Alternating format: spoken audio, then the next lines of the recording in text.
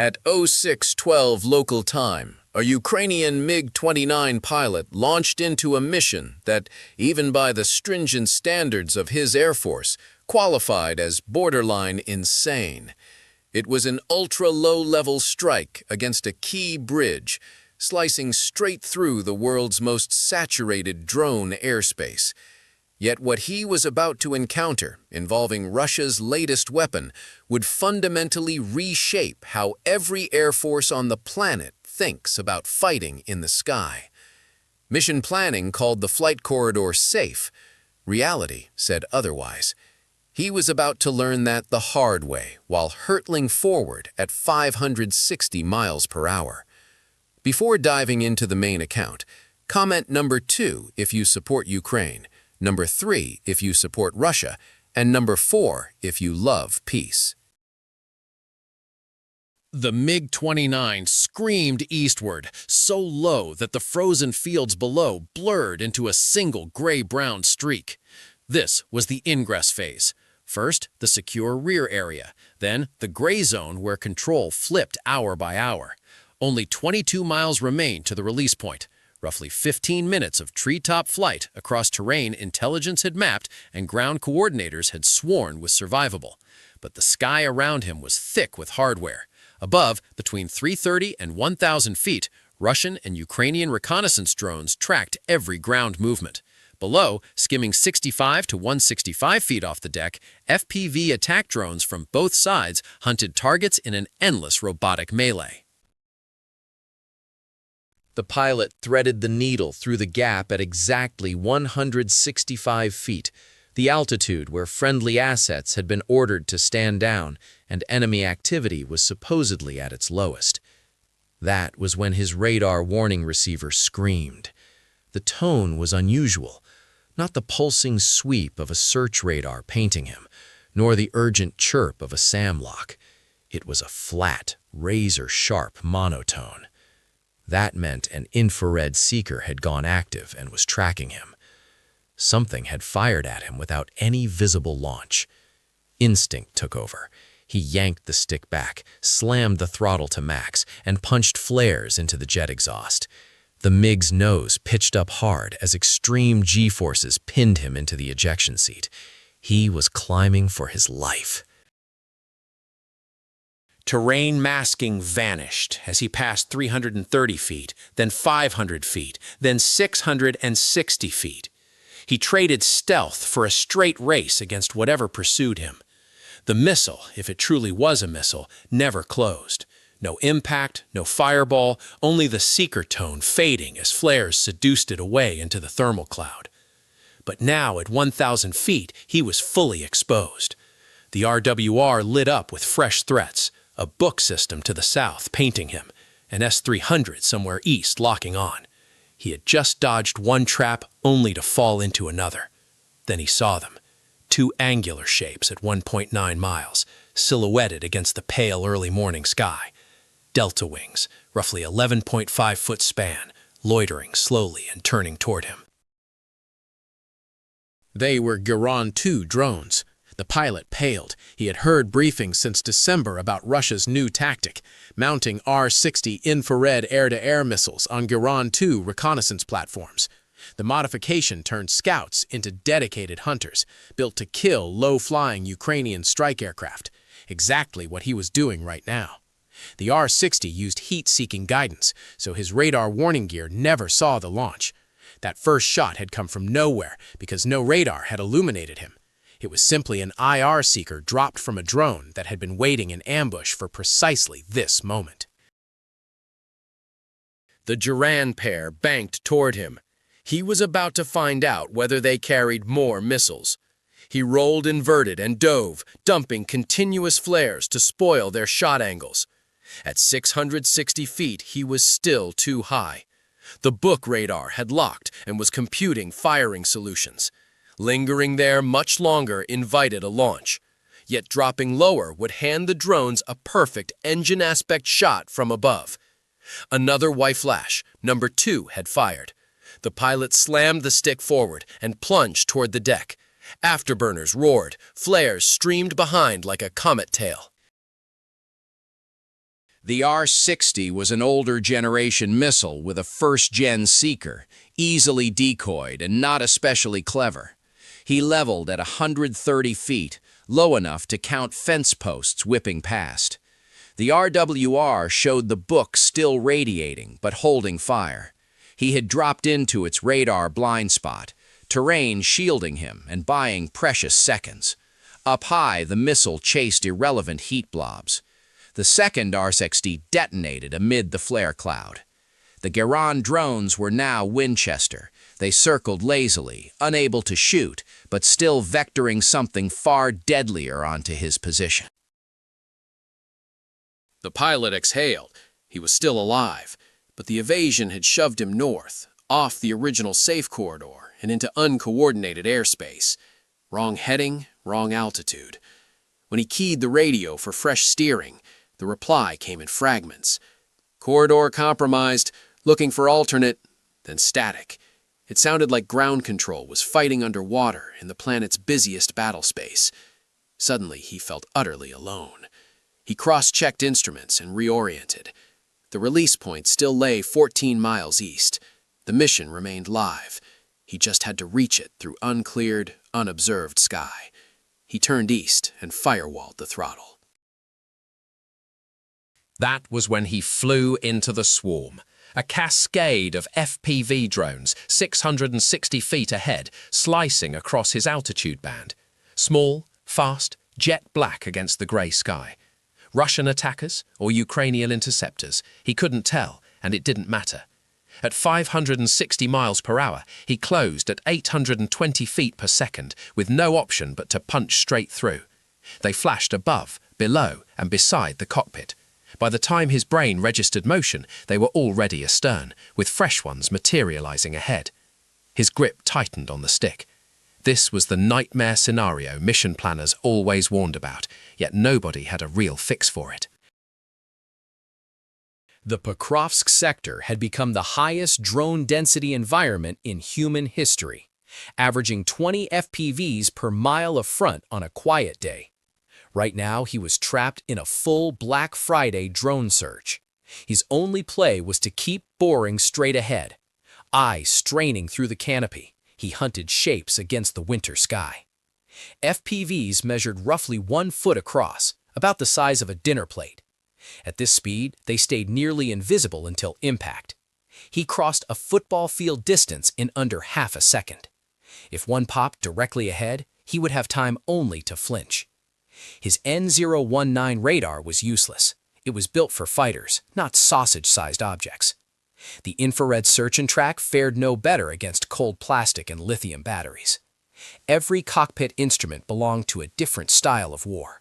Right now, only his eyeballs mattered, and even they weren't fast enough. The radio crackled back to life. Heading 090. Heavy activity above 200 feet. Stay below 165 feet. He eased the nose down to 150 feet. The ground became a continuous blur. At this height, power lines and cell towers were secondary worries. The real killers were the spider-thin fiber optic cables Russian troops dropped behind FPV swarms. One snag in the intake and the engine shredded instantly, without him ever seeing the line. Another broken transmission. Ukrainian intercept drones active. Contested airspace. Recommend. Friendly drones had joined the fight, chasing Russian ones and crowding the sky further. Ground control was trying to threat him through, but their intel was already minutes stale, while the picture shifted by the second. At this velocity, a 3-minute-old safe path was ancient history. Then a shadow whipped across his vision, too close, maybe 165 feet away, cutting left to right. Before he could react, it was behind him. Another skimmed below, nearly grazing the ice. More black specks loomed ahead and above. The pilot made his call. He couldn't keep gambling his life on drone collisions at this altitude. The release point was still 9 miles out, and the odds of threading the swarm were dropping fast. Only one exit remained. He shoved the throttle past the detonant into full afterburner. The engine bellowed as raw fuel dumped into the tailpipe. The MiG surged, G-forces slamming him back as speed climbed past 680 miles per hour. He hauled back on the stick and began a steep climb, earlier than planned, before the intended release point, escaping the invisible drone threat the only way left, trading low-level invisibility for high-altitude radar exposure. A Russian Buk radar acquired him instantly. The RWR flared as the Fire Dome radar locked, pouring guidance energy straight into his cockpit. Altitude ticked through 1,650 feet, 3,300 feet, 6,600 feet. The radar tracked relentlessly, predicting his position 10 seconds ahead. The toss bomb maneuver he was executing dated to the Cold War, originally designed to loft nuclear weapons without overflying the target. The physics were brutally simple. Climb steeply, release at the apex. Let momentum carry the bomb while the aircraft dove for cover.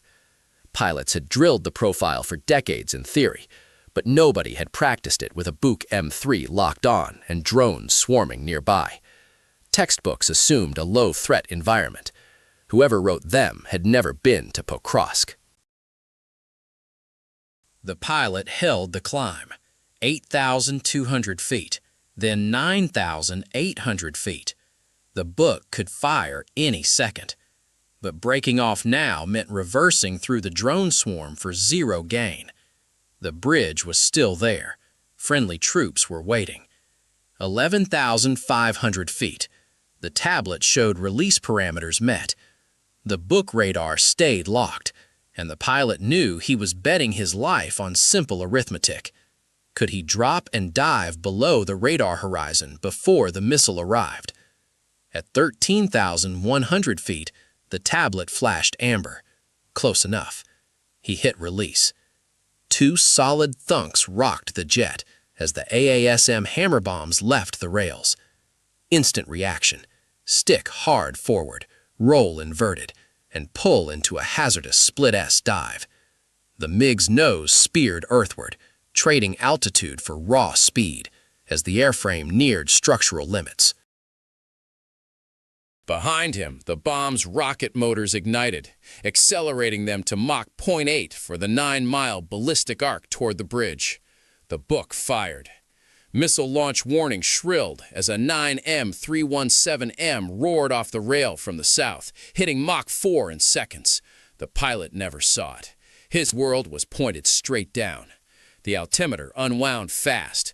11,500 feet, 9,800 feet, 8,200 feet. He was trying to wedge the Earth's curvature between himself and the guiding radar beam.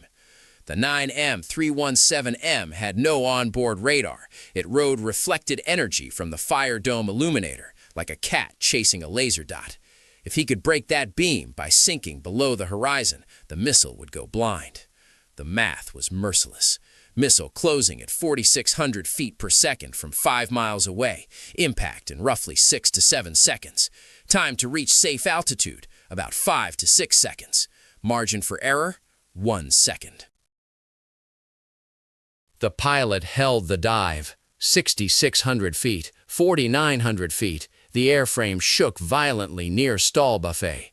At 3,300 feet, individual trees and houses snapped into focus. At 2,000 feet, he began the pull. G-forces crushed him toward blackout, but he had to delay recovery. If he leveled too soon, the radar would still paint him and the missile would hit. At 660 feet, the jet stabilized. He firewalled eastward at max power. The RWR showed enemy radar lose lock. He had slipped below the horizon. Illumination broke.